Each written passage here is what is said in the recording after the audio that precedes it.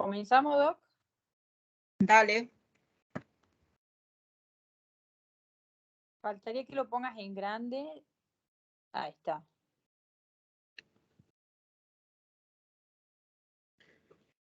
Bueno, muy buenas noches a todos. Espero que escuchen bien.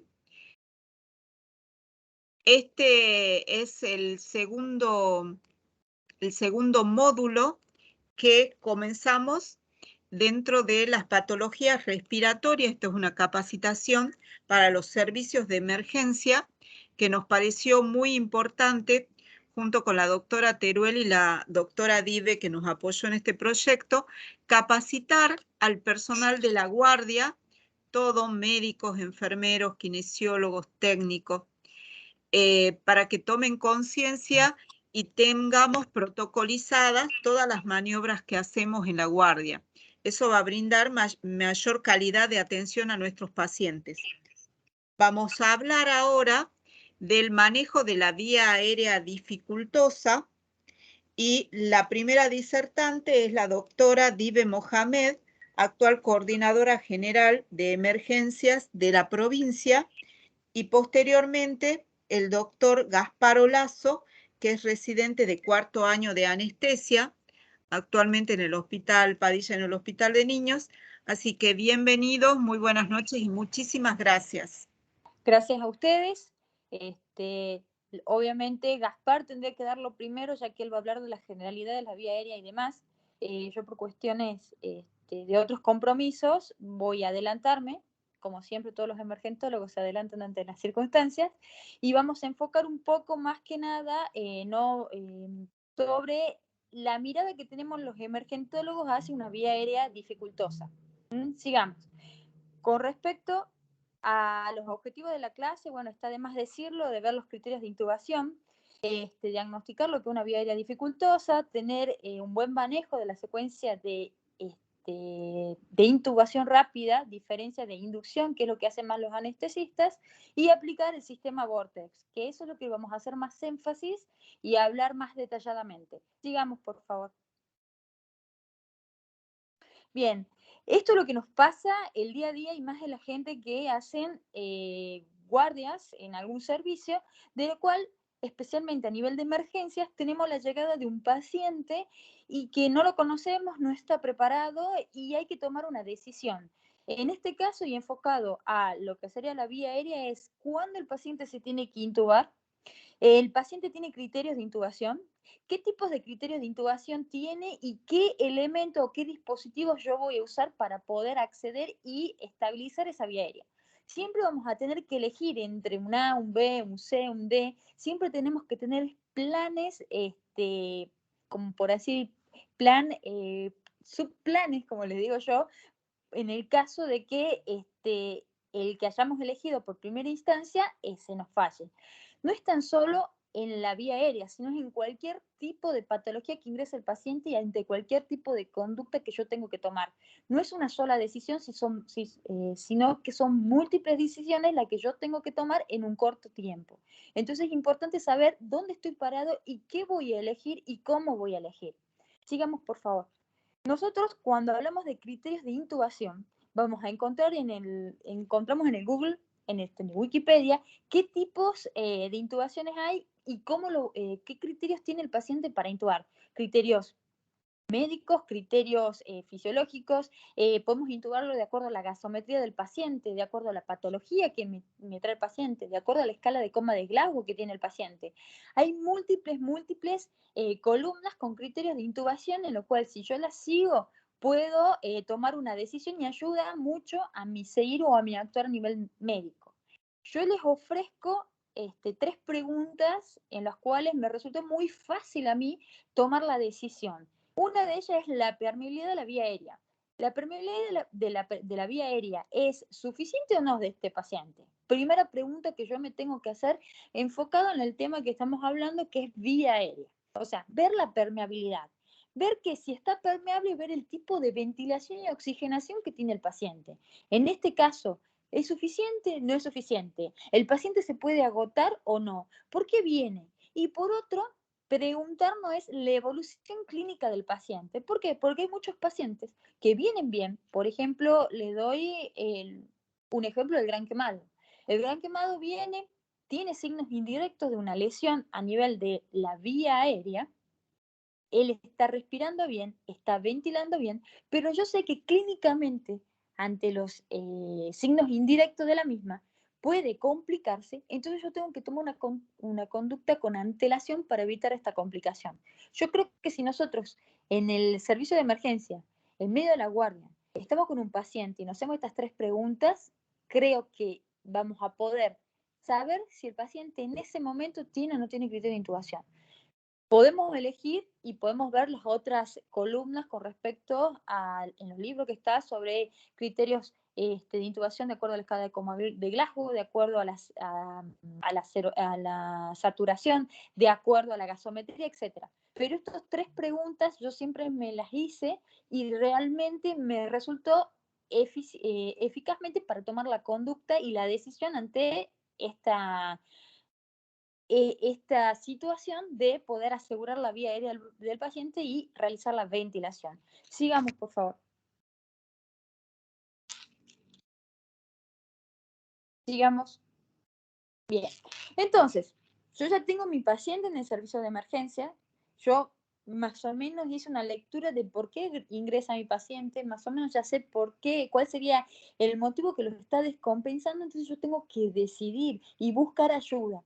Muchas veces el personal no está muy avesado ante la toma de decisiones, por lo tanto, esto es netamente un trabajo en equipo. No es uno el que toma la decisión, es un equipo que ve lo mejor para el paciente en ese momento. Esto es importante saber de que se debe trabajar en equipo. No es una persona, sino son tantos enfermeros, en el caso que tenga la posibilidad de tener kinesiólogos a la vuelta, sumarlo al kinesiólogo, sumar obviamente a la parte de enfermería para que en conjunto vean lo mejor para el paciente. Continuamos, por favor. Entonces, si ya estoy viendo al paciente, tengo que tomar la decisión de que se intuba o no se intuba en esta instancia, busco mi equipo y lo trate con mi equipo, el miedo va a ser mínimo y el error o la probabilidad del error ante este procedimiento tiene que disminuir porque me va a dar la tranquilidad de que no tan solo yo he tomado la iniciativa o no tan solo yo he decidido realizar este procedimiento, sino fue en consenso con mi equipo de trabajo. Sigamos.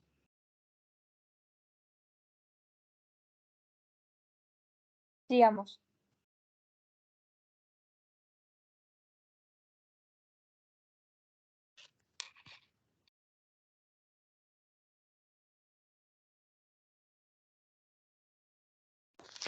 Nadia, la siguiente, por Sí, favor. Nadia. Bien, perdón, justo me había quedado sin audio.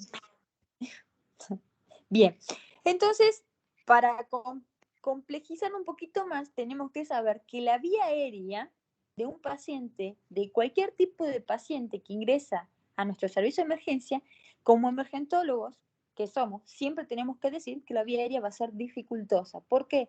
Hay que estar un paso más adelante, cosa de que si nos sorprende y realmente sea dificultosa, no tengamos tantos resaltos.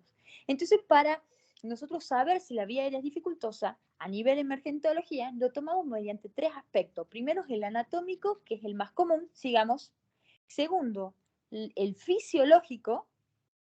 Y tercero, sigamos, que este es el más complejo para mí, el estado del médico, en este caso, que va a realizar el procedimiento. El estado de decisión y el estado psicológico que tiene en ese momento el médico tratante. Sigamos. Entonces, si nosotros hablamos de la parte anatómica, no voy a entrar en detalle. Yo, de acuerdo al dispositivo que voy a usar, puedo tener memotecnias, como por ejemplo, sigamos, si estoy haciendo una laringoscopía, puedo utilizar la nemotecnia de Lemón. Digamos, si usamos la bolsa máscara válvula, que es el famoso AMBU, puedo utilizar la técnica de Román, o sea, la nemotecnia de Román. Sigamos. Si usamos de algún dispositivo supraglótico, que el más conocido sería la máscara laringia, la nemotecnia de Roth. Sigamos. Y la de SMART, si en el caso hacemos la punción cricotiroidea. Sea cual fuera la vía o los dispositivos que yo voy a usar para mi vía aérea, tengo mnemotecnias que me ayudan a prever si la vía aérea va a ser dificultosa. Todo esto basado a nivel anatómico. Continuemos, por favor. Si vamos a nivel fisiológico, que esto también me complica más y me hace más dificultosa la vía aérea, tengo que tener en cuenta el estado hemodinámico del paciente. Si el paciente está hipotenso, si el paciente está hipoxémico y si el paciente está acidótico, porque tiene que ver mucho los elementos, las drogas que yo puedo utilizar con el paciente, influyen mucho en antes, durante y posterior a la intubación, a la secuencia de intubación rápida que aumenta la mortalidad del paciente si no está regulado. Por lo tanto, yo ya tengo dos elementos indispensables que me tengo que fijar. Por un lado, la anatomía, que es lo más común, seguido por la fisiología. Y como decíamos en el tercer eslabón, es la de la vía aérea dificultosa, sería el estado psicológico del mismo, en este caso médico. Sigamos, por favor. En el cual yo tengo que tener en cuenta algo fundamental, el trabajo en equipo. Sigamos. Entonces, el médico, ¿cómo está preparado? El médico, si prepara su equipo, si el equipo está capacitado, ¿cómo es la confianza que tiene el médico con el mismo equipo de trabajo, con los elementos que necesita para realizar la intubación y cómo este médico confía en su equipo de que el equipo haya preparado al paciente para poder realizar la intubación, en este caso orotraqueal o de acuerdo al dispositivo que haya elegido? Entonces condice mucho algo importante, la palabrita, que sería el estrés. Sigamos. El estrés es importante manejarlo entre situaciones de alta, situaciones de alto rendimiento, ya que condiciona mucho el procedimiento. Muchas veces el paciente está óptimo, tenemos todos los elementos, pero si el médico mismo no se calma, obviamente este procedimiento va a fallar. Y para ir entrando un poquito, y ya hemos hablado de los tipos de vía aérea dificultosa y cómo lo vamos a tratar y abordar, en la emergentología siempre se prioriza el estado hemodinámico del paciente y la oxigenación, ya que es muy dificultoso guiarnos por la vía anatómica, ya que el paciente principalmente va a venir muy poco amigable al servicio de emergencia, viene muy excitado y hay muchos, que ya va a hablar seguro Gaspar, hay muchos ítems anatómicos que no le voy a poder hacer in situ al paciente porque no me va a colaborar. Por lo tanto, no vamos a regir principalmente por los criterios fisiológicos estabilizando. Y para poder estabilizarlo, nosotros vamos a elegir utilizar el índice de shock. Adelante. Que el índice de shock me va a permitir ver cómo va a ser el comportamiento antes, durante y posterior del paciente cuando yo realizo la intubación. Si bien el punto de corte del índice de shock es 0.8, si yo tengo un paciente que es 0.7 o menos del índice de shock, me está diciendo que el paciente no se me va a descompensar antes, durante o posterior a la intubación. Si el paciente ya tiene un índice de shock de 0.8, yo tengo que estabilizarlo lo mejor posible para evitar que posterior a la intubación se me complique o su estado hemodinámico cambie. Y si yo tengo un índice de shock superior a 1, me está diciendo que el paciente está chocado. Entonces, antes de realizar cualquier procedimiento, me está determinando de que lo tengo que estabilizar, ya que el índice de shock, que es la frecuencia cardíaca sobre la tensión arterial sistólica, me está indicando de que si está alterado, aumenta la mortalidad del paciente y nos referimos solamente a la intubación, aumenta la mortalidad del paciente post-intubación. Por eso es importante estabilizar fisiológicamente al paciente para antes de realizar cualquier procedimiento, evitemos que se descompense aún más. Sigamos. Entonces, siguiendo con todo lo que estábamos hablando, lo más importante acá es recalcar algo que el médico no está acostumbrado a hacer. Yo puedo saber mucho en cuestión de bibliografía con respecto a la vía aérea. Yo puedo haber leído los últimos trabajos de investigación. Yo puedo saber las mnemotecnias que se me ocurre de acuerdo al dispositivo que yo voy a tomar. O sea, voy a optar por realizar la intubación orotraqueal, pero el médico o muchos de los médicos no está capacitado o tiene miedo ante la toma de decisiones. Y esto genera una afección a nivel psicológico del mismo, provocando o aumentando el índice de error.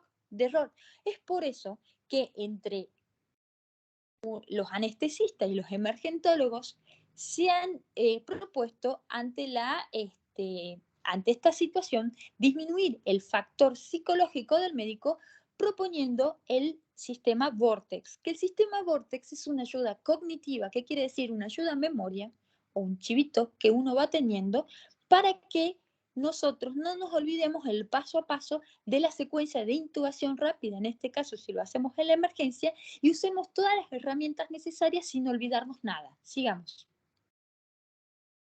¿Qué quiere decir esto? El sistema Vortex, además de ser una ayuda cognitiva, me va a ayudar a detectar y resolver anticipadamente los problemas que puedo llegar a tener antes en la realización de la secuencia de intubación rápida. Seguimos, por favor. Este dispositivo, bueno, parece que no salió. A ver, clíqueme. Bueno, este dispositivo está relacionado mediante 4 líneas de vida, en las cuales las 3 primeras, ¿sí? Una es la bolsa máscara Ambu, es una que lo que yo voy a usar. La segunda sería las máscaras laringeas, que son los dispositivos supraglóticos que yo puedo usar ante la intubación. Y la tercera sería, obviamente, la intubación orotraqueal. Mediante una cuarta, que sería, en última instancia, la punción cricotiroidea. ¿Por qué es importante esto? Porque me va a dar la tranquilidad salió mal la diapo, pero me va a dar la tranquilidad de que yo tengo mi plan A, B, C y D ante cualquier dificultad de cualquier elemento o de cualquier interfase o cualquier dispositivo que yo use y comience y tome la decisión para abordar la vía aérea del paciente. Yo sé que voy a tener mis diferentes tipos de líneas de vida que se llama para poder ir optando entre una y otra. Sigamos, por favor. Entonces, este sistema Vortex, como ven, es un cono en lo cual está dividido en zonas. La primera zona sería la zona verde. Sigamos. Que la zona verde me da el estado de confort, en la cual sigamos. Sigamos. En la cual es la parte externa que es el verde. Este color verde me está indicando que el paciente está correctamente oxigenado y no está hipercápnico, o sea, no tiene esa hipoxemia crítica que condiciona al paciente y genera una complicación posterior. En la segunda zona tenemos el vórtice, que es la parte del centro, en la cual es la celeste, o sea, el azul un poquito más claro, en la cual acá yo voy a utilizar las 3 líneas de vida que yo ya hablé anteriormente, que sería el ambú, la máscara laringea o el tubo orotraqueal. Y en el último, que es la zona interna, que es el vértice, que es el color azul oscuro, me está indicando que si fallan estas 3 líneas de vida anteriormente pronunciadas, yo tengo mi cuarta línea de vida, que es la última que yo puedo elegir, que sería la punción cricotiroidea o, bueno, la cricotiroidectomía. Sigamos. Y como decíamos, que esto es una ayuda a memoria, yo voy a tener, así como tengo un carro de paro, tengo un carro de emergencia, yo tengo que tener en mi servicio de emergencia un carro de vía aérea, en lo cual cada cajón tiene los elementos necesarios que yo puedo utilizar de acuerdo al dispositivo que voy a usar. Si uso la máscara laringea, si uso el tubo orotraqueal o si uso, en este caso, la punción cricotiroidea. Entonces, esta ayuda a memoria me va a permitir no olvidarme de ningún elemento que yo necesite para poder realizar correctamente asegurar esta vía aérea. Entonces este checklist me permite saber antes de realizar cualquier procedimiento si yo tengo todos los elementos necesarios para que no haya ninguna complicación ante el procedimiento. Entonces, ¿qué tengo que ver? Si vamos a la primera parte es prepararme para la intervención. Si yo me preparo para la intervención, yo tengo que ir desde lo más básico a lo más complejo. Si voy desde lo más básico, me tengo que dar cuenta, por ejemplo, si el acceso venoso es ideal, si fluye bien el líquido y si yo puedo colocar correctamente la droga y no hay ningún reflujo ni nada, no hay ninguna pérdida. ¿Por qué? Porque esto me determina si el procedimiento va a ser ideal y correcto y la droga que yo le voy a administrar, en este caso al paciente, va a ir directamente a donde tiene que ir.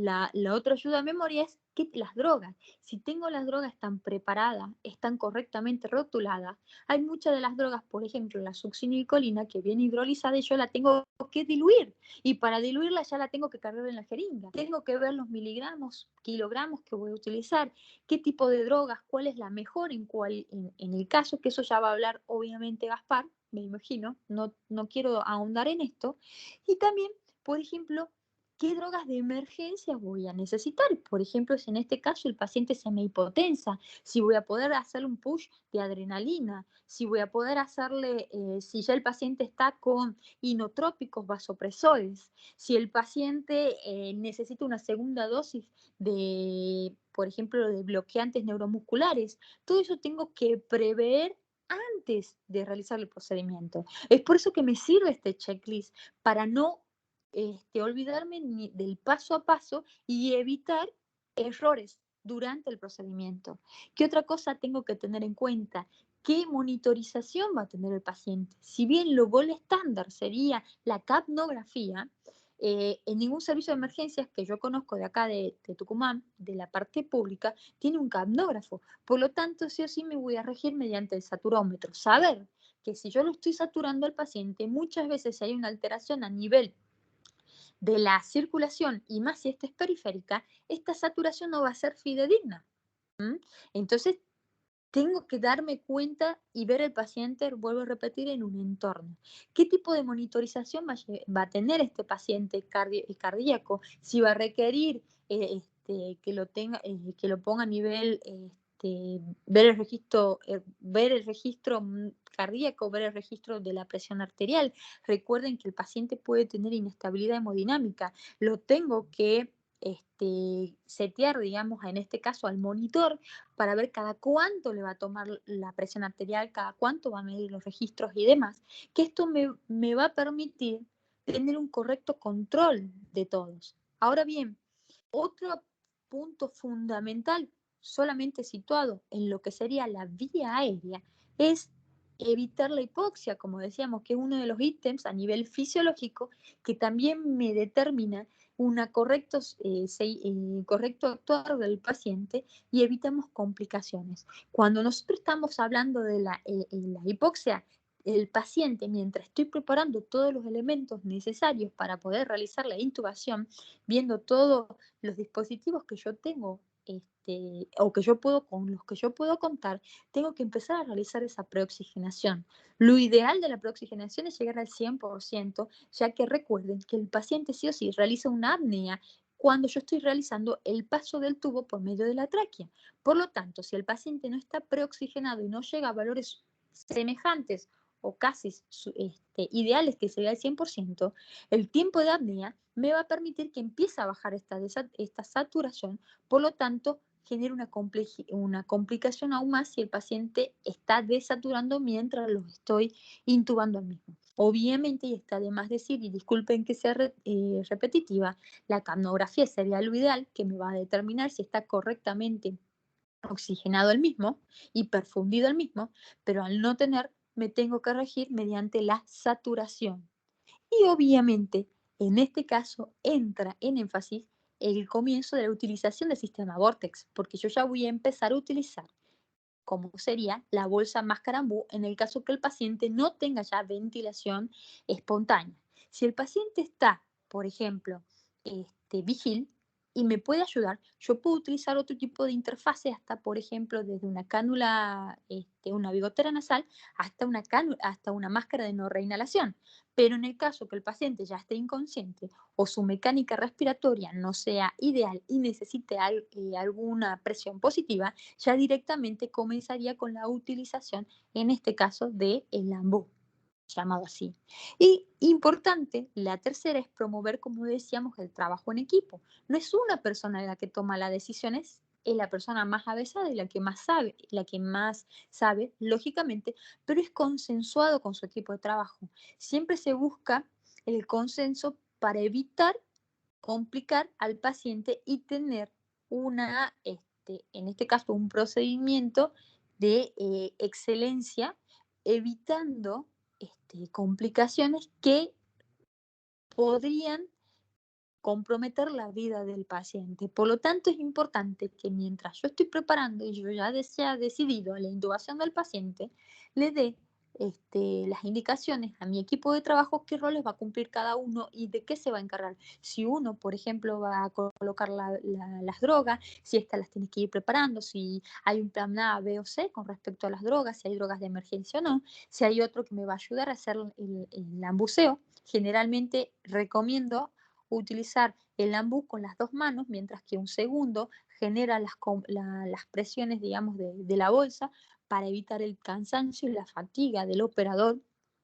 Por ejemplo, qué estrategia, con qué vamos a ir primero, cuál sería la segunda y la tercera, cuántos procedimientos, o sea, cuántas veces voy a intervenir esa vía aérea de acuerdo a qué interfaz utilice. Eso es importante hablarlo antes de comenzar a hacer el procedimiento para que todo ya quede esclarecido y todos sepamos dónde hay que ir y sigamos la misma dirección. Continuemos, por favor. Bien, entonces, desglosándolo un poquito al sistema Vortex, vamos a evaluar la vía aérea. No voy a profundizar mucho en esto, ya que Gaspar lo va a hacer. La vía aérea la vamos a evaluar mediante la técnica anatómica, si es posible, pero no se olviden de la parte fisiológica y de la parte psicológica del operador. Entonces yo tengo que entender que el paciente puede llegar a tener alguna alteración que a simple vista me puede alertar si va a ser dificultosa o no. También tengo que ver dónde está situado el paciente. Si es un servicio de emergencia, yo ya sé principalmente que es un paciente que no está preparado, es un paciente que no viene en ayuna, es un paciente que no conozco, no sé si es alérgico a algo o no, yo no sé qué ha tomado o qué ha comido o qué medicación tiene de base, yo no lo conozco. Entonces, por ende, tengo que tener mucho cuidado ante la elección de qué tipo de drogas voy a usar y cómo las voy a dar. Diferente si es un paciente que está por ejemplo, en un quirófano, que ya está preparado, o es un paciente que está en una sala que yo ya tengo un conocimiento un poquito más desmenuzado del mismo paciente. Sigamos, por favor. Bien, en el segundo ítem, ¿se acuerdan cuando hemos hablado de la línea de vida? Ya hemos visto la parte de la zona verde, que es para mantener la ventilación y la oxigenación adecuada. Vamos por el vértice, en la cual acá yo tenía los diferentes dispositivos. El más común y el que primero seguramente vamos a utilizar es el Lambeau. Entonces yo tengo que ver qué maniobras voy a empezar a usar para mejorar la ventilación del paciente y llegar a valores de preoxigenación al 100% para posteriormente realizar esta apnea con lo que sería todas las drogas que se requieren y realizar la intubación o la aseguración o asegurar esa vía aérea lo mejor posible. Por lo tanto, tengo que tener en cuenta de la posición del paciente. Si necesita aspiración el paciente, recuerden que la sangre en el servicio de emergencia es muy común, y al igual que en este caso los vómitos, que generan una broncoaspiración y predisponen a una complicación aún mayor a nivel pulmonar del mismo paciente. ¿Qué tipo de máscara voy a usar? Si esta máscara coapta bien al paciente, si el paciente tiene dentadura postiza y yo tengo que hacer la ventilación para que coapte bien esta máscara, se recomienda en este punto no sacarle la dentadura postiza, porque ahí cambia la anatomía y cuesta aún más realizar esta coaptación y hay fuga en la máscara, por lo tanto no va a costar aún más llegar a esa ventilación al 100%. Y obviamente ver el tono muscular que tiene el paciente.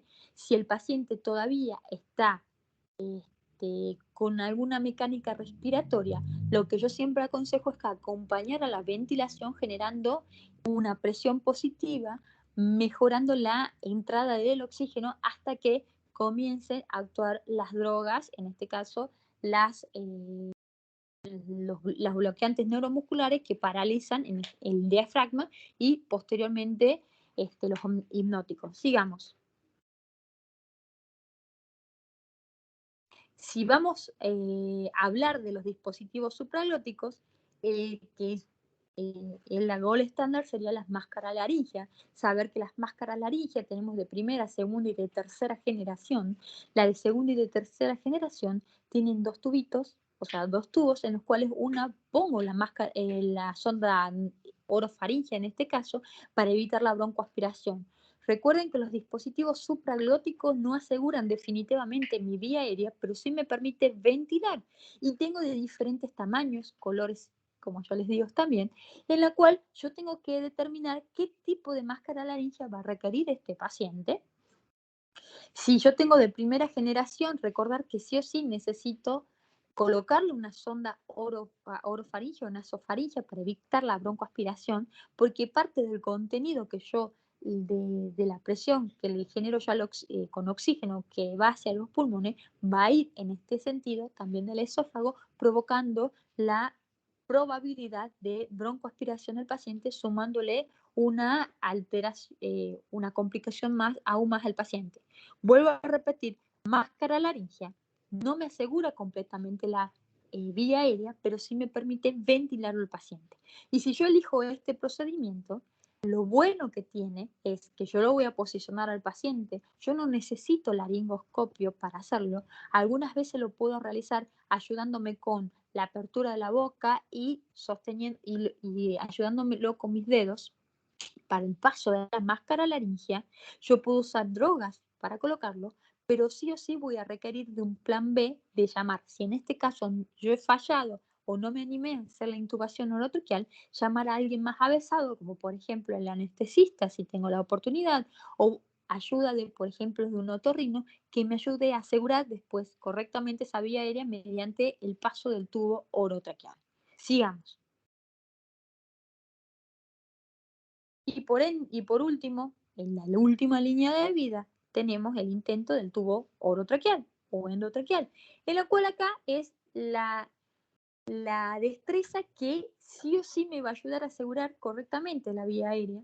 Si me preguntan a mí, sí o sí yo tengo que comenzar con la intubación orotraqueal porque es el, el procedimiento definitivo que tengo que tener para poder asegurar la vía aérea, pero en el caso de que yo no lo pueda abordar esta vía aérea con el tubo endotraqueal, quiero que tengan en cuenta que tenemos los otros dos dispositivos supraglóticos que puedo usar hasta que venga alguien y me ayude.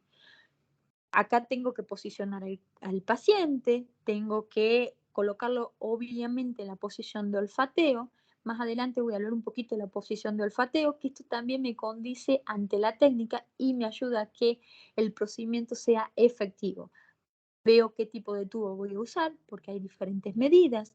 También tengo que ver cuáles serían los adyuvantes, en lo cual si utilizo el buggy o utilizo la cánula, la guía de intubación orotraqueal, que el buggy para la emergencia se lo puede usar, pero corremos riesgo de lesionar la vía aérea, por lo tanto, utilizamos la guía de intubación orotraqueal,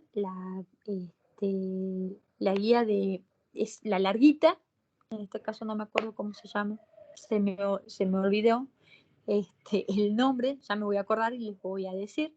Esta guía de intubación orotraqueal me permite en una vía aérea dificultosa, algunas veces tiene la punta fenestrada de ir, primero colocar esta guía, posteriormente darle un poco de oxigenación y después enhebrar el tubo orotraqueal para que pase tranquilamente el tubo por la guía y lo pueda intubar sin ningún contratiempo al paciente.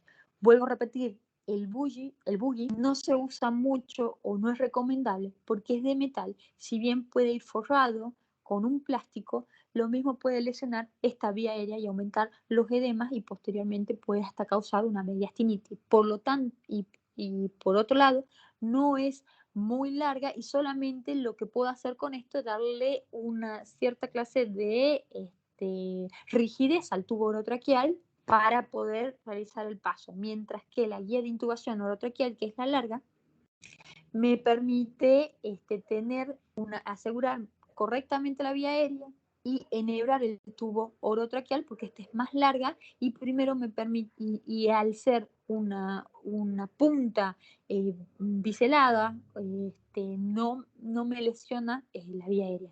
Posteriormente, obviamente, una vez que ya se pone el tubo orotraqueal, se lo fija al mismo tubo y tengo que tener en cuenta qué tipo de drogas voy a utilizar antes, durante y posteriormente a la intubación orotraqueal del paciente de acuerdo a la misma clínica y el tipo de patología que lo trajo a mi servicio de emergencia. Sigamos. Entonces, como decíamos, y hablamos de las manipulaciones las vamos a tener que realizar en cualquier momento y de acuerdo a cualquier dispositivo que uno está manejando. En lo que sería, en las manipulaciones tenemos lo siguiente, es la flexoextensión, en lo cual es elevar un poco la cabeza y hacer una hiperextensión. Recuerden que vamos a estar limitados si es un paciente politraumatizado, por lo tanto, si es un paciente politraumatizado, se recomienda utilizar la posición de Trendelenburg, que es bajando los pies. Si tenemos una camilla que es correctamente articulada, sería lo ideal, por ejemplo las Stryker, en la cual nosotros ponemos en forma de péndulo con la cabeza hacia arriba al paciente, generamos este tipo de flexoextensión, evitando hacer la hiperextensión en el cuello. También se puede utilizar la maniobra de Selig, que la maniobra de Selig en un principio era para evitar la broncoaspiración. En los estudios, los últimos estudios te dicen que no evita la broncoaspiración, pero sí me ayuda a mí a posicionar las cuerdas vocales en el caso que sea muy anterior. Y por último, hacer como una protusión mandibular para mejorar el eje y rectificar la lengua para mejorar el paso del tubo orotraqueal. Como le estabas diciendo, esta posición pendular es muy utilizada para los pacientes politraumatizados, ya que no movemos el cuello, sino movemos el cuerpo del paciente. Sigamos. Y en el caso de que tengamos, digamos, en esta foto, es otra técnica que podemos hacer es poner la extensión del cuello, en el caso que no sea un politraumatizado, en el borde de la camilla y hacer esta posición de péndulo, de acuerdo, permitiéndome hacer la posición de olfateo, que como ven en el tercer dibujito, la posición de olfateo es la altura del lóbulo de la oreja hacia el esternón, que esto me permite regular los 3 ejes para que pase sin ningún problema el tubo orotraqueal. Sigamos. Entonces, yo ya utilicé mi ambú, yo tengo mi máscara laringia, fallé, hago la intubación orotraqueal, fallé. Entonces yo tengo que estar preparado para la punción cricotiroidea. Por lo tanto, si bien es muy raro que se la use, yo tengo que tener todos los elementos disponibles para, en el caso de que yo falle mis otras 3 líneas de vida, yo disponga de esto en un cajoncito de mi carro de vía aérea para sacar el kit y realizar la punción. Es poco probable que se lo use, pero no quiere decir que no lo llegue a usar en alguna instancia. Recuerden que acá nosotros tenemos que asegurar la vía aérea para evitar la hipoxemia crítica que condiciona al paciente y puede aumentar la morbimortalidad. Nosotros ya hemos hecho la estabilización fisiológica con la hemodinamia y la oxigenación del paciente y hay que continuar. Cuando nosotros tomamos la decisión de intubar al paciente, no tan solo me imagino la utilización del ambú, la máscara laringia y el tubo orotraqueal, sino también tengo que tener en cuenta que tengo una cuarta línea de vida que sería el abordaje en la cama, que sería ya la punción cricotiroidea. Pero siempre, siempre preoxigenar al paciente ante cualquier línea de vida fracasada, hago 2 intentos, lo ventilo al paciente, llego al óptimo de la ventilación, que sería llegar hasta el 100%, y recién ahí cambio el dispositivo o la técnica que voy a usar para asegurar la vía aérea. Esto es importante también saber que ante cada línea de vida fallida, yo al elegir por cuál seguir, previamente tengo que oxigenar al paciente para evitar esta hipoxemia. Sigamos. Y como ven acá en el sistema Vortex, es importante saber que siempre va a estar por fuera digamos, la zona verde. La zona verde me indica que el paciente, si está vigil y oxigena bien, y oxigena por valores superiores al 95%, yo me quedo tranquilo, lo despierto y no tengo problema. Pero si el paciente tiene sí o sí necesidad de asegurar esa vía aérea, y yo, si utilizo la primera línea de vida y fallo, al utilizar la segunda, vuelvo a repetir, antes tengo que volver hacia la zona verde para preoxigenarlo, mejorar la posición, aspirarlo si es necesario, ver en qué he fallado y cuando elija la segunda vía, línea de vida, evitar fallar nuevamente por lo mismo que podría haber sido evitable con respecto, generalmente es con la posición del paciente, de la cabeza, de ponerlo correctamente en la posición de olfateo para que pase los dispositivos sin ningún problema. Y obviamente la preoxigenación y la monitorización del paciente. Sigamos. Entonces, disculpe que siga insistiendo, siempre el paciente tiene que llegar a la zona verde. Yo puedo utilizar los diferentes dispositivos que me ayudan a asegurar la vía aérea, pero siempre el paciente, el objetivo primordial es llegar a la zona verde. Entonces, por cada línea de vida que yo falle, tengo que optimizar. Y para optimizar, el paciente tiene, cuando yo lo optimizo, tengo que ir hacia la zona verde, por ejemplo. Si yo hice una intubación orotraqueal y fallé 2 veces, utilizo la otra línea de vida que sería la máscara laríngea, pero antes de utilizar la máscara laríngea, tengo que preoxigenar al paciente. Disculpen que repita y repita, pero siempre entre cada interfaz que yo use o conducta que voy a tomar, el paciente tiene que estar preoxigenado correctamente. Sigamos.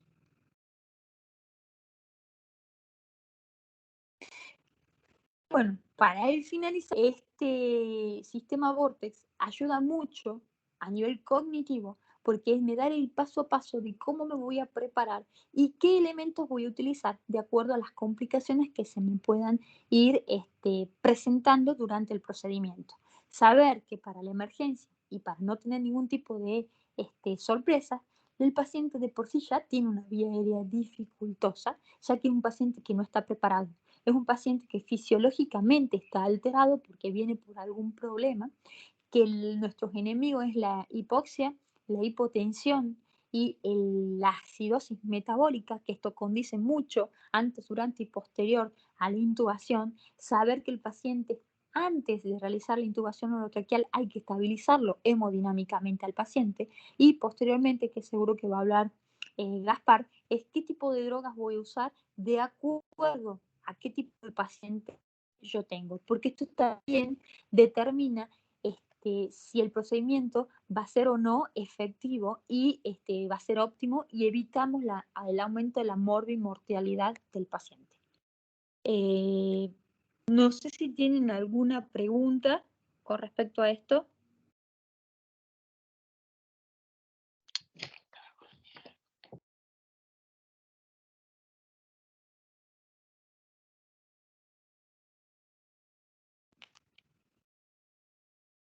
Hola, Dive. Sí. Muy buena la presentación, te felicito.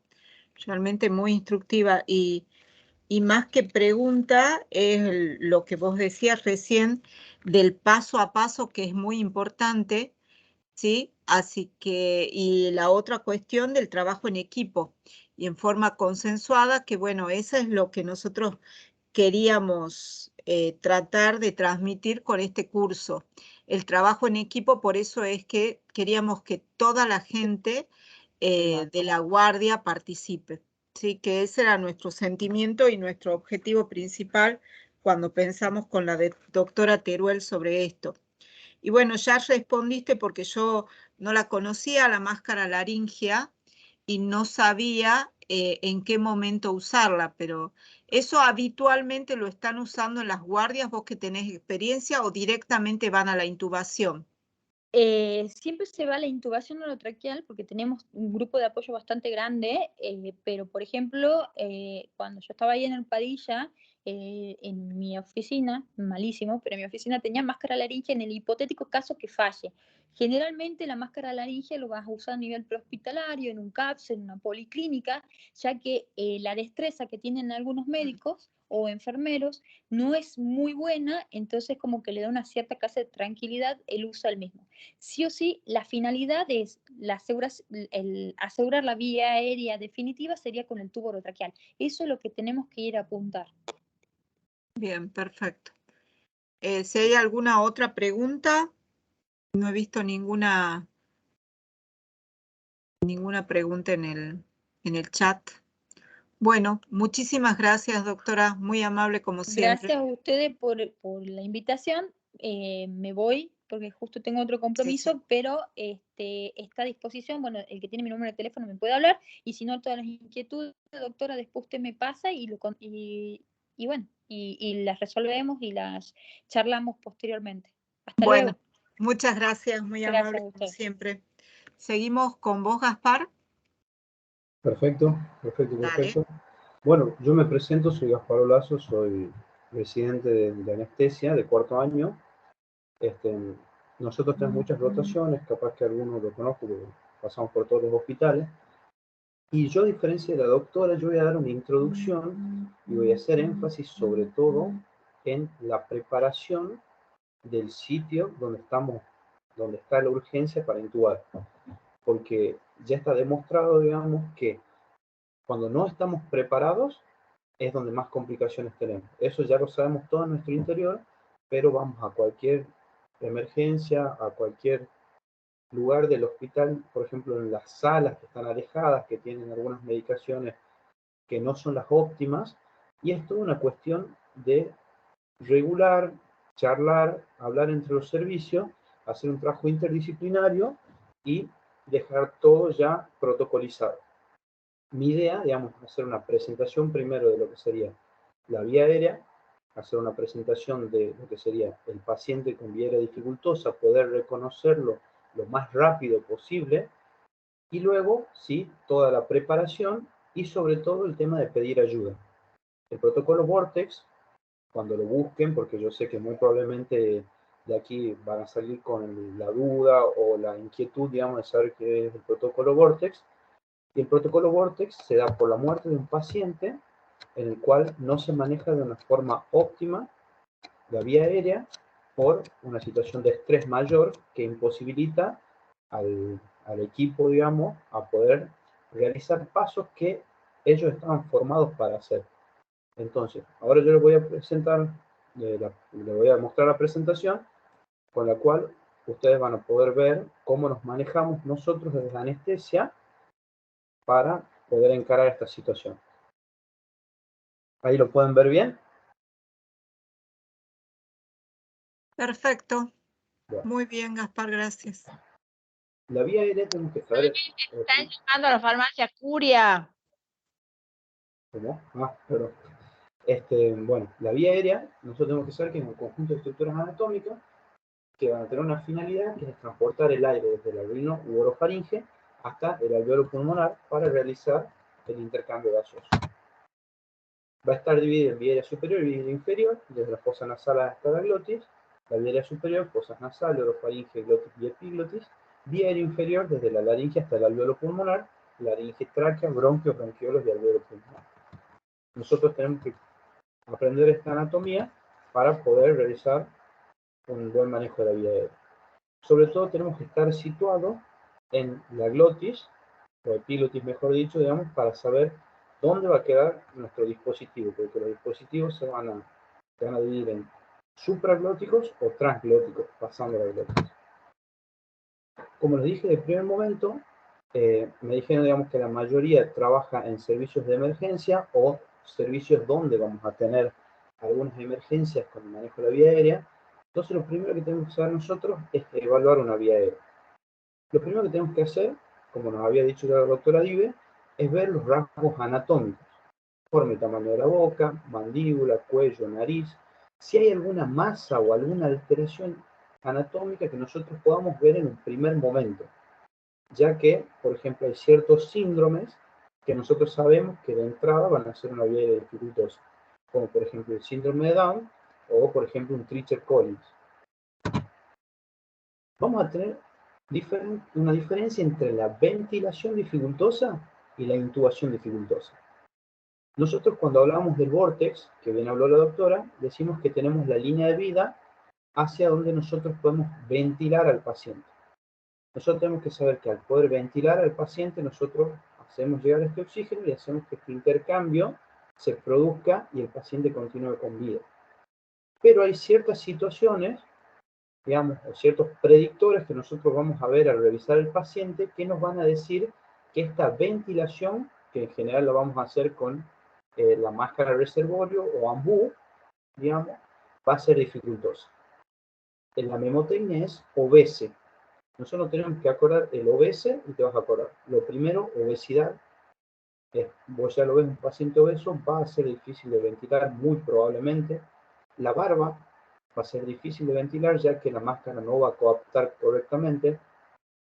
La edad, por arriba de los 55 años, es más difícil ventilar a los pacientes. El snorer o roncador es la S, digamos, que es el paciente que viene y tiene apnea del sueño. Digamos, nosotros sabemos que es el roncador, ese paciente es el paciente que se acuesta y se obstruye, por eso ronca. Y el paciente desdentado o edentado, digamos que nosotros, las estructuras blandas van a cerrar la vía aérea, cosa que no pasaría en un paciente con dientes. Entonces nosotros como predictores de ventilación dificultosa vamos a tener el OS que hablamos recién. Esta es la primera mirada que tenemos que tener nosotros. Luego tenemos predictores de intubación dificultosa. Nosotros, esto ya es por ahí más difícil de hacerlo en la urgencia, dependiendo del tiempo que tengamos nosotros, lo vamos a realizar de una manera más tranquila o no, digamos, pero yo quiero que los conozcan, cosa de que si en algún momento tienen un paciente que está descompensado, pero tenemos cierto tiempo de preparar las cosas, de poder hacer una observación minuciosa del paciente, tenemos que conocer esto. Lo primero es el test de Malapati. Yo les voy a ir señalando de a poco con el puntero. Vamos a tener el grado 1, donde vamos a visualizar la faringe, los pilares amigdalinos, la úvula y el paladar blando. Tienen que recordar esta imagen. Ese paciente del grado 1 es donde nosotros podemos pensar que va a ser más fácil de intubar. El grado 2, vamos a ver solamente la úvula y el paladar blando. En el grado 3, ya vamos a ver solamente la base de la úvula y vamos a ver el paladar blando. Y en el grado 4 solo se puede observar el paladar duro. O sea que nosotros no vemos ni siquiera la base de la úvula. Esto, ya cuando estamos en el 3 o en el 4, pensamos que va a ser una intubación dificultosa. Es un predictor de intubación dificultosa. La distancia tiro-mentoniano de Patil, nosotros apenas entramos a la residencia, lo primero que nos dicen es tenés que medirte los dedos. ¿Por qué? Porque lo más rápido que podés hacer vos es medir la distancia entre el mentón y el borde inferior del cartílago tiroides con tus dedos. Por ejemplo, mis 4 dedos son casi 7 centímetros. Entonces, yo sé que si la distancia entre el mentón y el borde inferior del cartílago tiroides es menor a 6,5, es un predictor de intubación dificultosa. Entonces, yo en el momento lo puedo hacer rápidamente con mi mano. Luego tenemos la distancia esterno-mentoniana, que es la distancia entre el mentón y el borde superior del esternón, donde nosotros decimos que por encima de 12,5 centímetros es un predictor de que la intubación no va a ser dificultosa. Y por debajo de 12,5 puede llegar a ser un predictor de intubación dificultosa. La apertura bucal es algo muy importante. Por ahí algunos en el apuro no hacemos que el paciente abra la boca, pero un paciente que tiene una apertura bucal pequeña, nosotros nos tiene que alarmar ya que, si ustedes ya conocen, digamos, los laringoscopios son dispositivos bastante toscos. Entonces no va a costar poner el laringoscopio, nos va a costar ver por una apertura pequeña. Nosotros tenemos que medir entre el incisivo superior y el inferior, y esto nos va a reflejar lo que sería la movilidad de la articulación temporomandibular. Una distancia igual o mayor a 4,5 centímetros nos da un poco de tranquilidad, mientras que cuando es inferior a 3 centímetros podemos pensar que va a ser una intubación dificultosa. Luego tenemos un test de la mordida del labio superior, donde nosotros también vamos a ver la movilidad, digamos, de la mandíbula del paciente, donde tenemos clase 1, 2 y 3. 1, los incisivos inferiores muerden el labio superior y ocultan la mucosa. 2, la mucosa del labio superior se visualiza parcialmente. Y 3, los incisivos inferiores no pueden desplazarse para morder el labio superior. Eso nos va a hablar también de que cuando estamos en la clase 3 de una posible intubación dificultosa. Una vez que nosotros vemos todo esto, ya encaramos la intubación. Tomamos la decisión, hablamos con el equipo, se dice a este paciente hay que intubar. Nosotros para poder, además de intubar al paciente, nosotros tenemos que poder comunicarnos con el equipo y poder decir qué es lo que nosotros estamos viendo. ¿Por qué? Porque si yo estoy viendo que va a ser sencillo, agarro y transmito tranquilidad.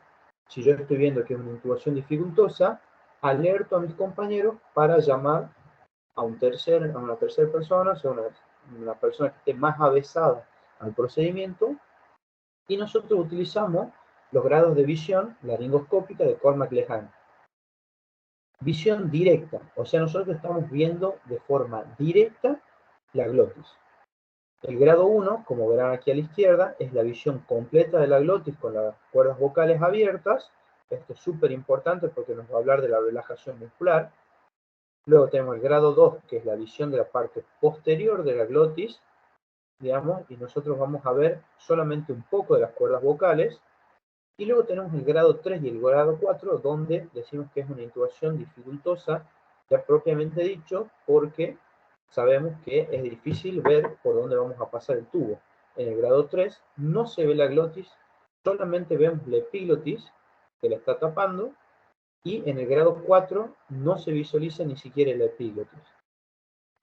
Los grados de visión de Cormack-Lehane tienen mucho que ver también con el entrenamiento, la visión, porque capaz que una persona, les doy ejemplo, yo soy residente, hago una laringoscopía, estoy viendo un Cormack-Lehane 3, pido ayuda a mi superior y un anestesiólogo de 6, 7, 10 años de experiencia, probablemente con el mejor manejo de todo lo que había hablado la doctora Dive del posicionamiento, mejor manejo de la técnica, puede ver un Cormack 2 o un Cormack-Lehane 1, lo cual va a transformar la vía aérea que era para mí dificultosa en una vía aérea que puede él asegurar.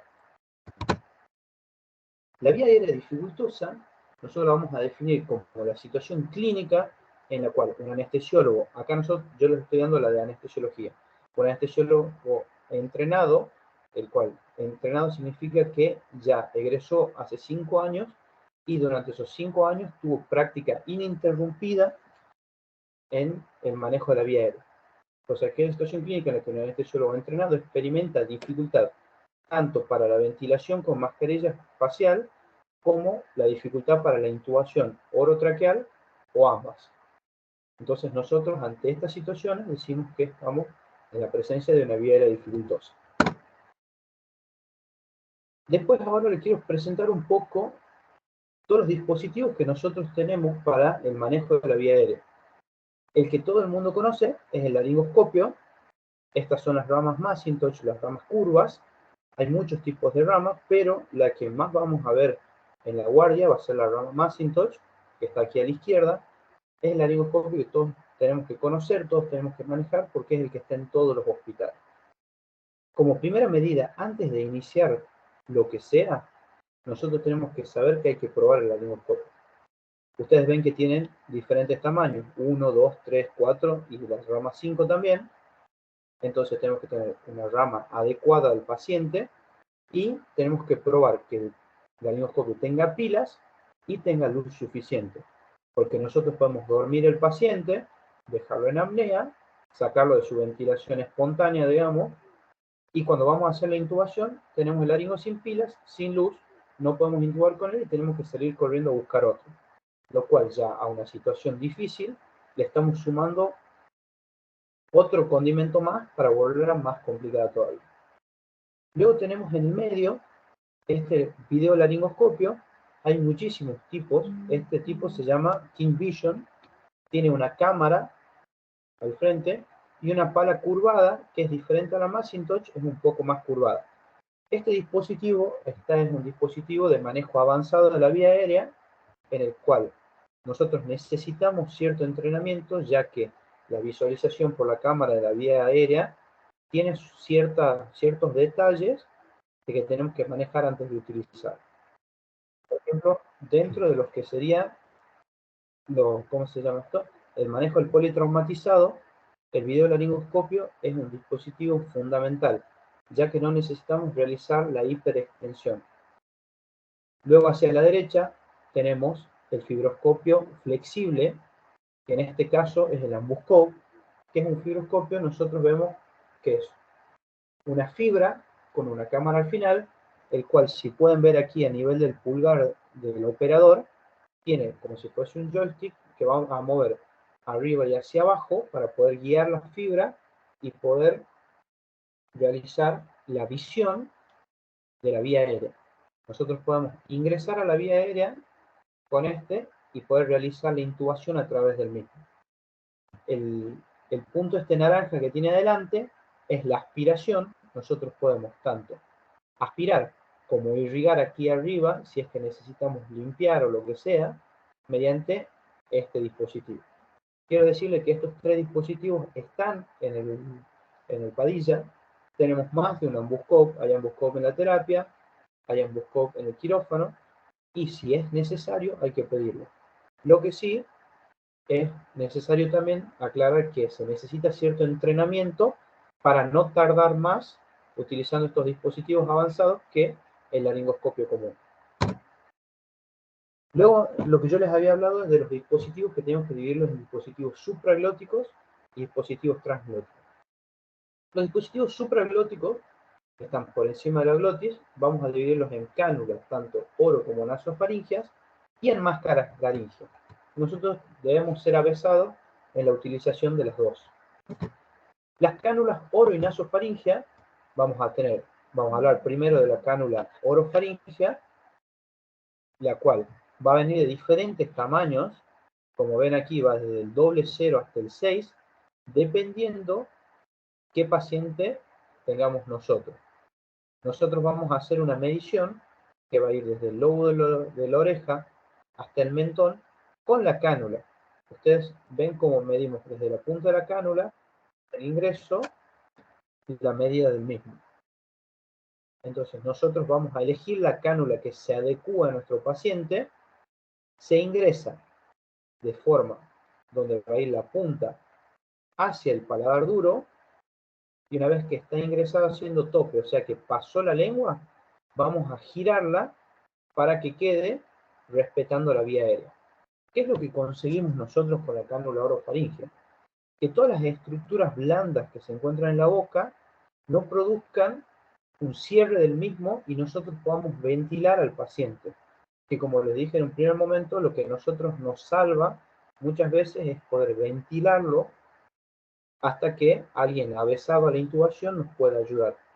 Es más importante aprender a ventilar muchas veces que aprender a intubar, porque la ventilación salva vidas hasta que alguien nos pueda ayudar. Obviamente, si sabemos los dos, sería lo ideal. La cánula nasofaringea tiene una particularidad que es que no está casi en los servicios, se ve muy poco, pero es por una cuestión de gusto en realidad, porque en general siempre se ve las cánulas orotraqueales. Y las cánulas nasales, nasofaringeas, son muy buenas, ya que el ingreso es exactamente como va, no hace falta girar, ya que evitamos la lengua porque vamos por detrás, y lo único que tenemos que hacer es ponerle el hilo en gel para que se deslice sin ningún problema, y sirve para el mismo fin, poder saltear todas estas estructuras blandas que no nos van a permitir ventilar y poder ventilar mediante la cánula nasofaríngea. Yo les voy a mostrar un poco las máscaras laríngeas. Tenemos la máscara laringea clásica, que esa también está en todos los hospitales. Nosotros lo vamos a situar en la hipofaringe y vamos a ver que tiene una apertura anterior con barras de retención para la epiglotis. O sea, esto va a ir hacia la epiglotis y por aquí va a salir el aire para poder ventilar.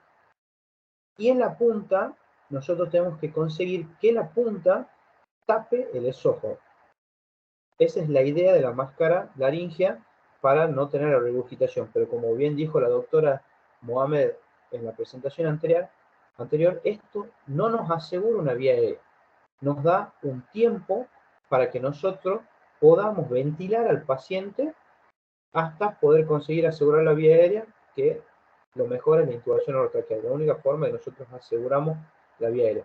Pero, por ejemplo, si estamos en una situación en la calle, donde estamos en una urgencia, una ambulancia, y tenemos la máscara laringea para poder ventilar a este paciente hasta llegar a una institución donde cuenten con todo el manejo de vía aérea avanzada, esto es fundamental aprender a utilizar.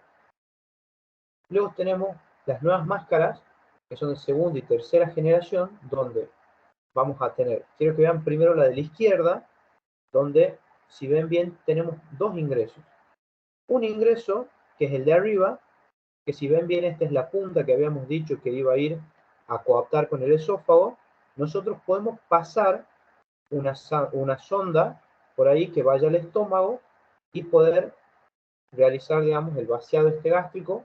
Así bajamos las probabilidades de la broncoaspiración.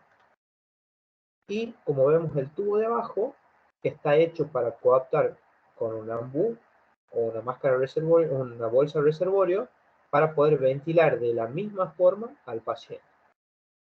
Y luego tenemos lo más nuevo, que son las máscaras Aigel, que como ven son más sencillas. Esta máscara está hecha para utilizarla una sola vez, a pesar de que todo el mundo lo utiliza más de una vez, y tiene en su punta, es un gel que es termomoldeable, que ante el calor, digamos, ¿cómo se llama esto? de la vía aérea del paciente, va a moldearse de forma tal que va a coaptar con la vía aérea del paciente y nosotros vamos a poder ventilar por aquí. Como verán, esta entrada es la que utilizamos para las bolsas reservorio y es la que utilizamos para los respiradores. Las máscaras AirQ son también las más nuevas, que no van a presentar el manguito para inflar, ya que la de primera y segunda generación la inflamos, y mantienen la presión por sí misma, ya que se presurizan, como la Aigel, de forma automática. Antes que pase, hay las nuevas de tercera generación, nos permiten, estas no, digamos, pero hay otras que sí, que la verdad no puse la foto, tienen una entrada para el tubo orotraqueal. Nosotros vamos a utilizar la máscara laringea, vamos a ventilar al paciente y una vez que podamos ventilar sabemos que estamos con la cazoleta, que es esta de adelante, enfrente de la glotis. Por lo tanto, vamos a pasar un tubo orotraqueal por aquí, se va a intubar el paciente y se va a retirar la máscara laringea y así asegurar de forma precisa la vía aérea. Luego vamos a hablar de los dispositivos transglóticos. Nosotros, bueno, y justo la doctora lo nombró, la guía de Eschmann o Boom Elastic Boogie, digamos, cuando la vayan a comprar no busquen como guía de Eschmann porque no la van a conseguir, la van a conseguir como Boom Elastic Boogie. Es una guía elástica que es semi-rígida, mide 60 centímetros de largo y tiene una angulación distal. Ahora, en la próxima foto la van a ver mejor. Lo que nosotros tenemos que saber es que vienen para adultos y vienen para niños. El de adultos, que es el que más vamos a ver, se puede utilizar solo con tubos de tamaño 6 o mayor. No vamos a poder utilizarlo con tubos de menor calibre, lo cual también a veces es un problema. Por lo tanto, lo ideal sería tener una guía de Eschmann de adultos y una guía de Eschmann pediátrico. La angulación distal nos va a permitir deslizar la vara por la epiglotis y al atravesar las cuerdas vocales nosotros vamos a sentir unos resaltos, unos pequeños resaltos que son los cartílagos de la tráquea. Entonces nosotros vamos a saber que estamos en vía aérea. Como verán acá a la derecha, se realiza la laringoscopía y una vez que se reconoce la glotis, se ve el Cormac lejane, nosotros utilizamos la guía, la pasamos por el medio de las cuerdas y a través de la misma se coloca desde arriba el tubo orotraqueal. Una vez que colocamos el tubo orotraqueal, se pasa las cuerdas todo sin sacar el laringoscopio, o sea que necesitamos de la ayuda de un segundo operador. Por eso la importancia de que todos sepamos cómo se utiliza esto, para que cuando alguien vaya a la guardia, el que está a la par de él, sepa cómo ayudarlo. Entonces se pasa por la vara de Eshman y se realiza la intubación orotraqueal. Luego tenemos el introductor de Froba, que es similar a la vara de Eshman, ya que, como les digo, tiene los 60 centímetros, pero esta es la punta que hablamos, que tiene una angulación y es menos rígida que todo lo otro, ya que esto permite que no dañemos la tráquea. La diferencia del introductor de Froba, a diferencia de la vara de Eshman, es que tiene esta fenestra al final, a veces la tiene en la punta, son unos que en general las van a ver en amarillo en los hospitales en este momento, y lo que nos permite es, a través de esta conexión que se sale, o sea, la podemos sacar y poner, nosotros podemos realizar o sea, no es ventilación, es oxigenación, ya que nosotros mandamos oxígeno a altas presiones que, por un fenómeno fisiológico, va a hacer que nuestra apnea segura, de la que hablaba la doctora Dive antes, dure un poco más de los 9 minutos que se considera que puede durar una apnea segura después de una buena preoxigenación. Entonces nos da ese tiempo extra para nosotros poder pedir ayuda si es que no pudimos realizar la intubación.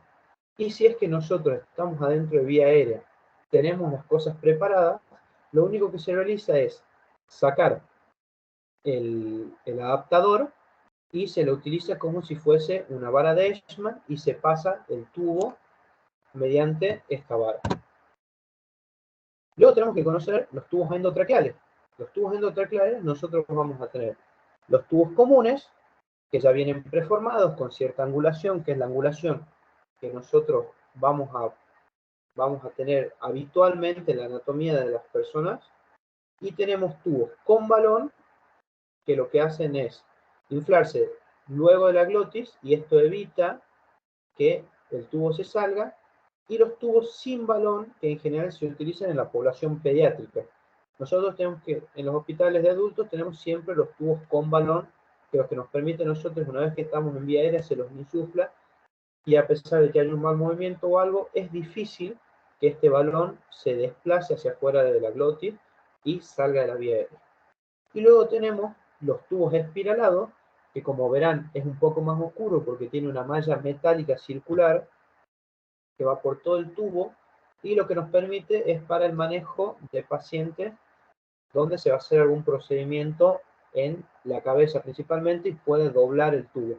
Esta malla evita que el tubo se doble, pero como les digo, nosotros nos tenemos que concentrar en el tubo endotraqueal común con balón, que es el que más vamos a manejar. Las máscaras faciales, como les dije, me vuelvo a repetir, es muy importante aprender a ventilar, es lo más importante.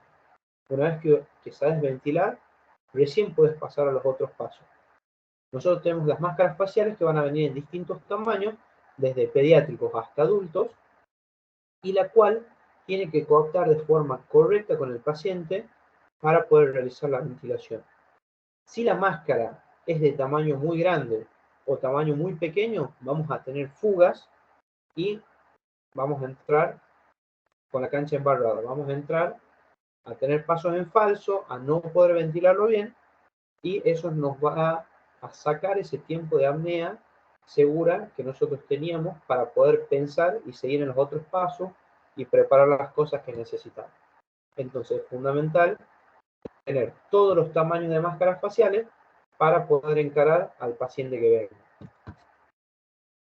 Ahora sí yo les voy a hablar de la preparación de la mesa de la vía aérea. Ya les presenté cómo vamos a reconocer a los pacientes, les presenté los elementos que se usan habitualmente en la práctica ante una intubación orotraqueal, y ahora lo que yo quiero es que veamos la preparación de una mesa de vía aérea básica, totalmente básica, ya que luego tenemos dispositivos avanzados, que van a ser, por ejemplo, los que encontramos en el carro Vortex, que es un carro que ya tiene una configuración, la cual está muy bien respetada, muy bien armada, pero es más difícil tener todos los elementos.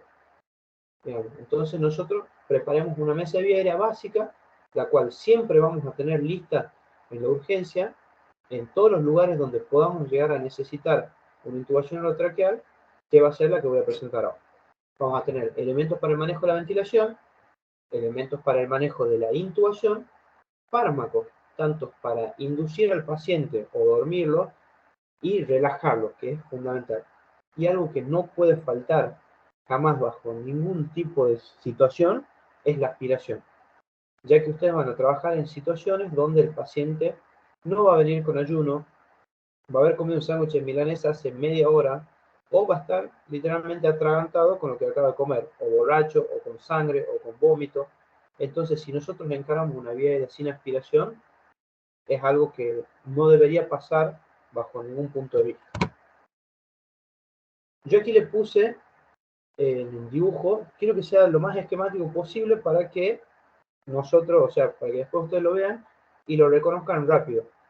Bien, vamos a tener, yo les puse exactamente en el orden que nosotros los ponemos porque tenemos cierto orden ya preestablecido en el servicio, con el cual nosotros sabemos dónde está cada cosa, entonces vos directamente te das vuelta, estiras la mano y ya sabes dónde están las cosas. Tenemos las cánulas orofaringeas o las cánulas nasofaringeas, los guantes, obviamente, siempre hay que protegernos nosotros primero, las máscaras de todos los tamaños, cánulas de todos los tamaños, máscaras de todos los tamaños, la aspiración, fundamental como habíamos hablado, una cánula, siempre es bueno la cánula, ya que una vez que el paciente llega, nosotros le conectamos las cánulas y ya es una especie de preoxigenación, ya que la FIO2, es mayor con la cánula, ya le estamos aumentando el contenido de oxígeno en los volúmenes intrapulmonares del paciente. El laringoscopio, probado, andando, con todas sus ramas, insisto en el tema del probado y andando, porque es horrible ir a intubar y quedarte sin luz, es lo peor que te puede pasar, porque arrancas de cero de nuevo, y el estrés del que tanto habló la doctora Mohamed se pone al tope. La cinta para poder fijar el tubo, la vara de Eschmann, buggy o introductor de Froba, el que tengamos, lo ideal sería tener una vara de Eschmann de adulto y pediátrico y un introductor de Froba por si hay algún inconveniente y tenemos que ventilar por el medio.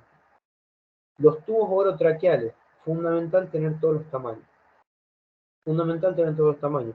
Sobre todo ahora que tenemos los pacientes post-COVID que han estado intubados y tienen estrechez en la vía aérea, es fundamental tener todos los tamaños, porque nosotros nos enfrentamos a un paciente muchas veces inconsciente, muchas veces que no nos puede hacer un relato, y nos encontramos con una vía aérea estrecha, la cual no podemos poner un tubo 8, 8,5, que sería lo ideal para mantener unas presiones óptimas en la vía aérea, y terminamos poniendo un tubo 6, que muchas veces no hay, o un tubo 5,5, que muchas veces no hay, porque tiene alguna estrechez.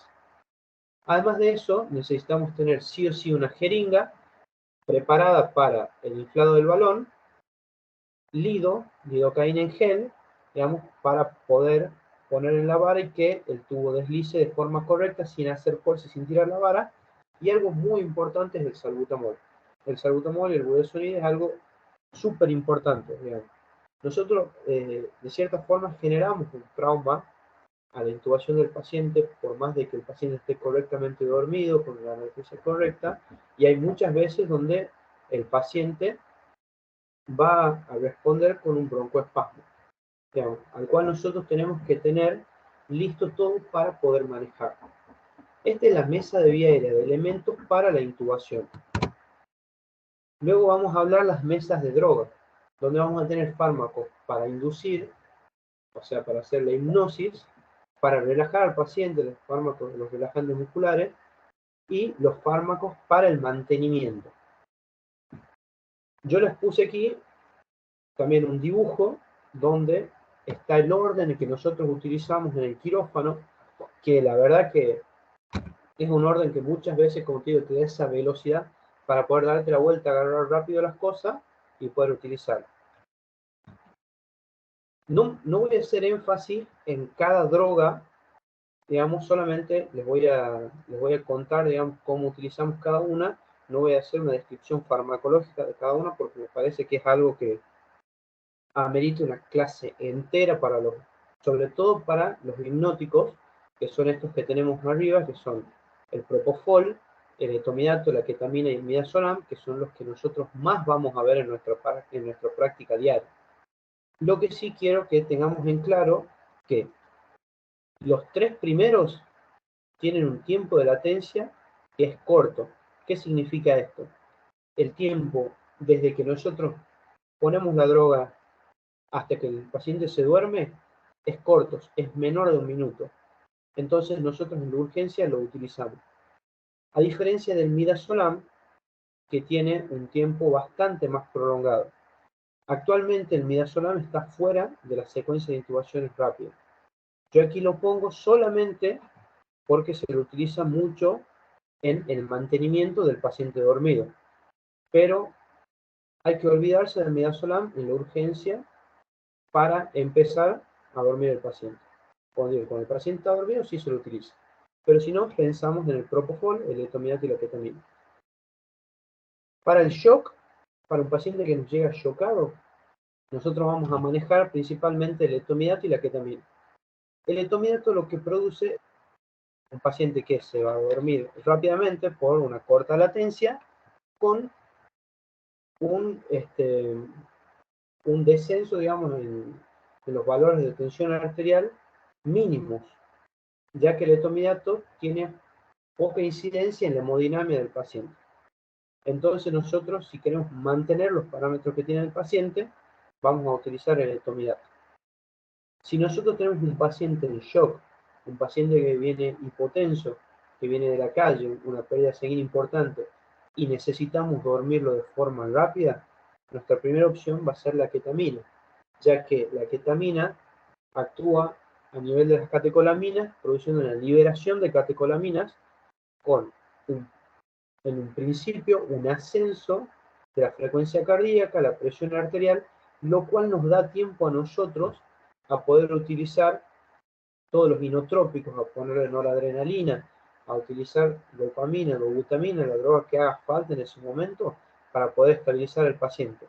Pero nosotros ya pasamos un primer momento que es muy cruento para el paciente, que es la intubación.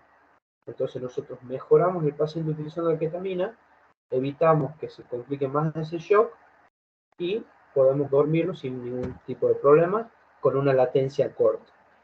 Luego tenemos el propofol, que el propofol vino, digamos, a cambiar un poco el tema de la anestesia, ya que tiene pocos efectos, los cuales nosotros no queramos, pero el propofol lo que produce es una gran vasodilatación periférica con un marcado descenso de la tensión arterial y un descenso también en la frecuencia cardíaca.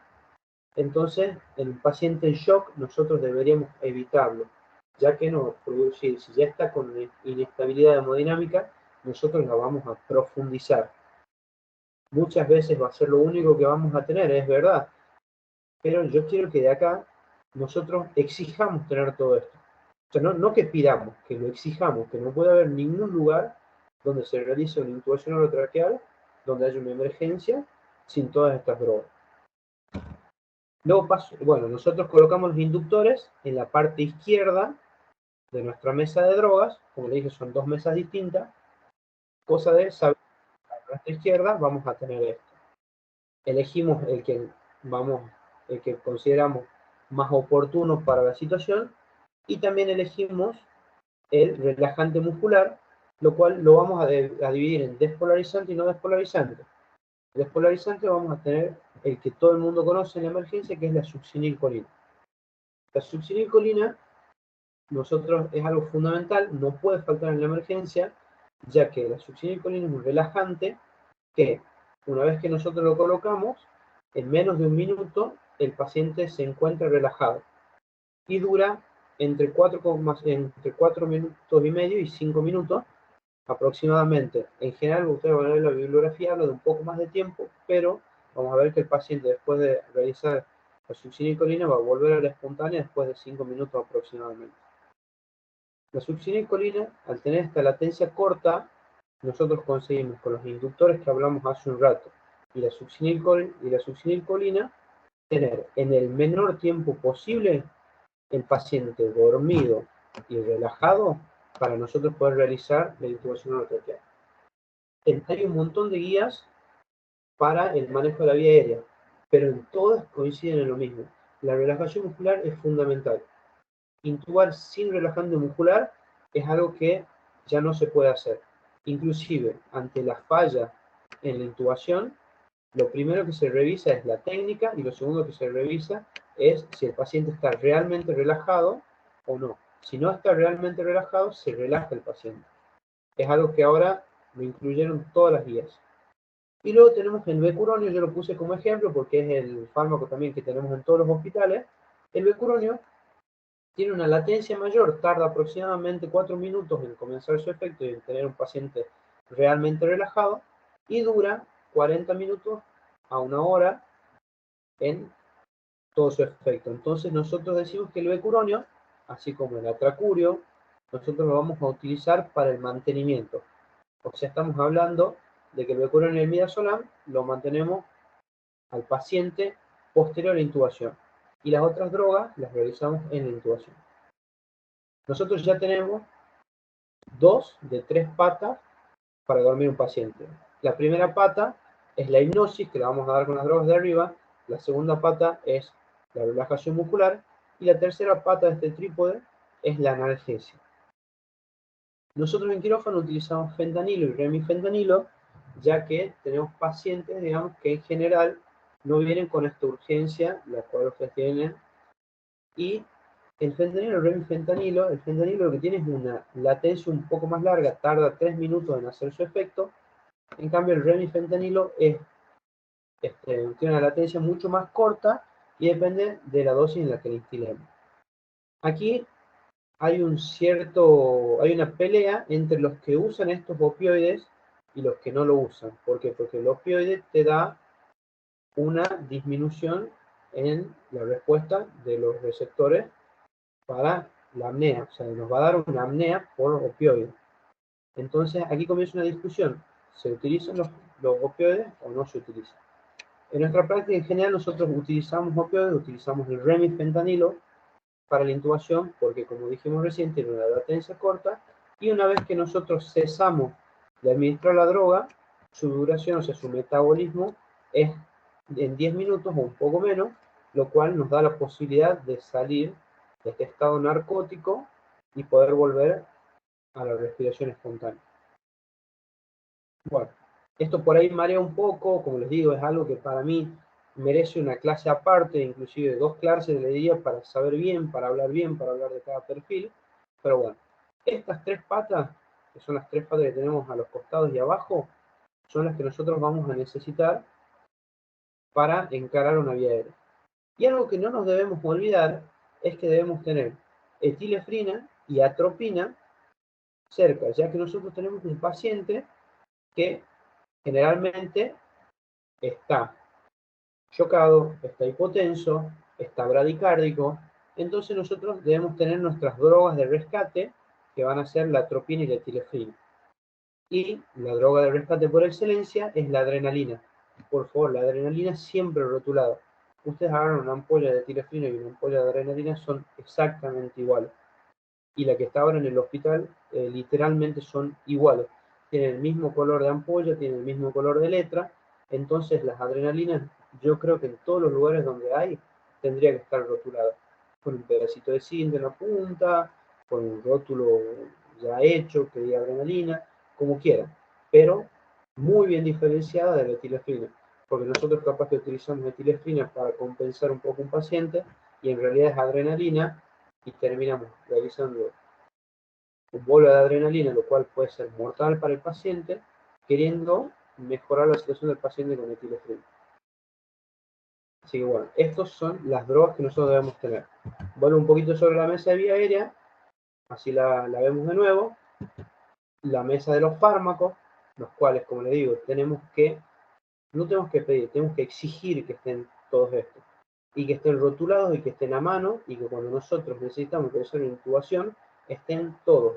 Así el personal que va a realizar el procedimiento tenga todas las opciones para poder manejar esta vía aérea de una forma correcta. Como conclusiones, yo quiero que vean que la vía aérea es el factor más importante de morbilidad en anestesia. Y dentro de lo que sería la emergencia, no está en primer lugar, ya que tiene muchas más patologías, pero sigue siendo uno de los factores más importantes para poder manejar el paciente que entra en shock o entra en la urgencia. Todas las guías de manejo de vía aérea van a insistir en la necesidad de una valoración anticipada de esta vía aérea, revisión de los antecedentes, de los factores anatómicos, que nos van a facilitar la elección de un plan adecuado en esta vía aérea. Entonces, sí podemos, en la medida de lo posible, practicarlo con todos los pacientes que tengamos, cosa de que cuando tengamos una urgencia, nosotros en un par de segundos ya tenemos visto un paciente y decimos, este paciente parece una vía aérea dificultosa. Aunque hay que aclarar que existen test de predicción de vía aérea dificultosa, pero ninguno por sí solo demuestra una alta sensibilidad y especificidad, sino que hay que ver todos los test, o sea, todo lo que hablamos, todos los test que hablamos al principio, combinados para que nosotros podamos decir, esta es una vía aérea dificultosa. Y algo que hace falta decirlo, que muchas veces nosotros somos un servicio que pasamos poco por la urgencia, digamos, yo quiero que sepan que nosotros, el manejo de la vía aérea, siempre que nos llamen, vamos a ir a ayudar con lo que sea, con el manejo de drogas, con la intubación, con alguna selección o algún dispositivo que tengamos nosotros y no haya en el shock room, en la sala, donde sea. El servicio de anestesia siempre está predispuesto para ayudar en cualquier manejo de vía aérea, y lo ideal sería poder articular, digamos, que cuando este llamado, o sea, por ejemplo, agarren y digan, mira, este paciente no me gusta, es gordo, tiene un cuello corto, tiene una apertura bucal pequeña, encima está con el collar cervical, entonces no vamos a poder realizar la hiperextensión, ha comido recién, todas cosas que a nosotros nos hacen pensar que esto va a ser una vía dificultosa. U otra cosa, el shock room está lleno, no nos dan las manos, hay que llamar a la gente de terapia, que son súper avesados para el manejo de la vía aérea, hay que llamar a la gente de kinesio, que son súper avesados al manejo de la vía aérea, hay que llamar al servicio de anestesiología, que nuestra especialidad es el manejo de la vía aérea. Entonces, hay que llamar, quiero que los grupos, digamos, hospitalarios, sean realmente un grupo donde nosotros podamos valernos de una persona, digamos, la cual nos puede dar una ayuda extra a una situación que es de un estrés terrible para la mayoría. Y es una situación que no se da muchas veces en todos los profesionales, y hay profesionales que lo hacen en su práctica diaria, lo cual les da una mejor performance al realizar el procedimiento. Así que tener las cosas listas, protocolizarlo, como les digo, nosotros tenemos nuestro protocolo de MSVR, nuestro protocolo de drogas, para que nos manejemos igual en el quirófano, en el shock room, cuando hay un paro en la sala, cuando hay que intubar a alguien en la sala, que no es lo ideal, pero que sepamos que dentro de un cajón tenemos la mesa de vía aérea, que sepamos que arriba de una mesita tenemos todas las drogas listas, y disminuyamos al mínimo el estrés con el cual nos vamos a encontrar en ese momento. Y bueno, esa es la presentación. Muchas gracias. No sé si alguien tiene alguna pregunta. Muchísimas gracias, Gaspar. Excelente la presentación. Te felicito realmente. Es muy buena. No he visto preguntas en el chat. Si alguien tiene alguna pregunta. Yo quería, preguntarte si en la práctica diaria a mí me condiciona algo que tengas una ventilación dificultosa o una intubación dificultosa en cuanto a los criterios que dijiste. O sea, no sé si me entendés la pregunta, sí. Sí. Eso, bueno, a mí me gusta la pregunta esta porque vamos a volver a insistir sobre lo que yo quiero que quede muy claro ahora, que es, si nosotros detectamos que un paciente va a hacer una ventilación dificultosa por los predictores que dijimos, una intubación dificultosa, y tenemos, por ejemplo, no tenemos todos los materiales listos, o tenemos alguna duda, o nos sentimos que encarar esta situación puede llevarnos a algún problema, lo mejor es, al nosotros haber detectado eso, llamar a alguien más avesado al manejo de la vía aérea y decirle, por ejemplo, que eso yo estoy de guardia, y me dicen, Gaspar, mira, tengo este paciente que es obeso, no tiene dientes, tiene barba, cuello corto, le abro la boca, no abre la boca, entonces yo desde mi lugar, yo ya sé que no puedo bajar sin un dispositivo avanzado de la vía aérea. Tengo que bajar con un videolaringoscopio, tengo que ir con un laringoscopio que yo sepa que está todo bien, que anda bien, que tengo todas las palas, y además yo ahí hago la pregunta, ¿tenés todas las cosas preparadas? Y si hablamos el mismo idioma, no hace falta decir una por una, sino ya sabemos que está la mesa de drogas y la mesa de vía aérea preparada. Bien, esa era una de las cosas que me parecía importante recalcar, y después todo lo que dijiste acerca de la importancia de los tubos. El otro día estuve en una rotación ahí en el Hospital Fernández y uno de los pacientes que había ido por un tema de ventilación no invasiva, dice que él se acordaba en el momento ese que decían falta el tubo para este hombre. Y este hombre era médico. Entonces, cuando le han aclarado, dice que él le decían todo está bien, pero decían el tubo, entonces él en su interior decía, pero si tienen el tubo, y en realidad era un paciente obeso mórbido que lo tuvieron que intubar con un tubo número 7, que no conseguían un tubo número 7. O sea, estaban en medio de la pandemia con todo lo demás, pero bueno, esas cosas son importantes que las recalquemos, que tengamos tubos de todos los tamaños, porque por más que sea obeso, le decían a él, no creíamos que vos siendo tan grandote y gordito necesites un tubo tan pequeño, pero bueno, esa es la vida real, esa es la práctica, que lo has marcado bien, así que... Y ahora tenemos un agravante que es los pacientes post-COVID. Claro, que eso Hace estaba escuchando. hace 2 semanas nos llaman a intubar del shock room. Cuando bajamos, yo reconozco al médico que estaba, un médico bastante avesado para el manejo de la vía aérea, y ya cuando ya lo vi a él dije, hay que tener cuidado porque si él no pudo intubar, hay algo raro. Antes que vaya a intubar, me dice otro de los médicos que justo estaba viendo la tomografía que le habían hecho y me dice que tiene una estrechez en la vía aérea. Entonces, hago la laringoscopía, se veía perfecto, quiero pasar el tubo no pasaba. Entonces utilizamos la vara de Eichmann, pusimos la vara de Eichmann dentro de la vía aérea, y una vez que estuvo dentro de la vía aérea, pusimos un tubo más pequeño, que lo mismo tuvimos que hacer fuerza para pasarlo, porque era el tubo más pequeño que teníamos, no teníamos nada más pequeño para poder sortear esta estenosis que tenía él. Y después con la familia, todo, una vez que llegan, obviamente el paciente llegó solo, nos dicen que es un paciente post-COVID, está para una dilatación. O sea, él ya lo iban a dilatar, digamos. Pero como digo, ustedes están manejándose en un lugar de urgencia donde no conocemos las cosas de los pacientes, entonces los antecedentes de los pacientes, entonces tenemos que estar listos para todo. Perfecto. Y bueno, la cuestión en conclusión sería la articulación, la protocolización y el trabajo en equipo, que me parece fantástico. Muchísimas gracias y te felicito en honor a la hora y las familias que tenemos. Sí. Muchas gracias por invitarnos, la verdad que es un placer para nosotros poder participar. Excelente, excelente.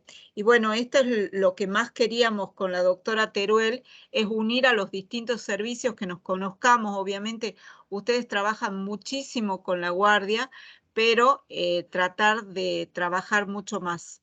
Un abrazo y muy buenas noches a todos. Muchas gracias, Nadia, por tu por todo tu apoyo desde Capacitación del CIPROSA y muchas gracias a los que se han quedado hasta el último. Un abrazo. Muchísimas gracias, Gaspar, te felicito, excelente charla. Muchas gracias. Un abrazo. Gracias, Ceci.